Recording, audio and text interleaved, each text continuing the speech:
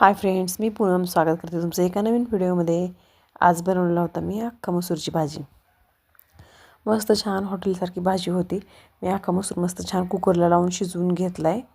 त्याच्यानंतर ना चॉपरमध्ये कांदा आणि टोमॅटो एकत्र बारीक चॉप करून घ्यायचं.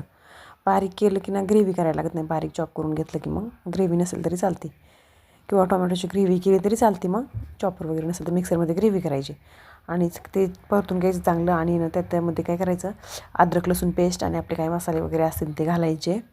कांदा लसूण मसाला, लाल तिखट, धना पावडर वगैरे घालून परतून घ्यायची. कांदा टोमॅटो मस्त त्यात अख्खा मसूर टाकून परतून घ्यायचा.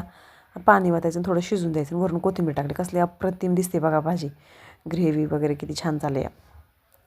हॉटेलसारखी सेम टेस्ट लागते. मुलांना तर खूप आवडते अख्खा मसूर. मस्त भाजी करून घेतली. त्याच्यानंतर मी एक साईडला फुलके वगैरे करून घेतले. आणि ह्याच्याबरोबर ना चपातीपेक्षा फुलकी छान लागतात. तुम्ही पण नक्की ट्राय करून बघा. आणि व्हिडिओ आवडला असेल तर प्लीज व्हिडिओला लाईक सबस्क्राईब करा, चॅनलला सबस्क्राईब करा. भेटूया नेक्स्ट व्हिडिओमध्ये. बाय.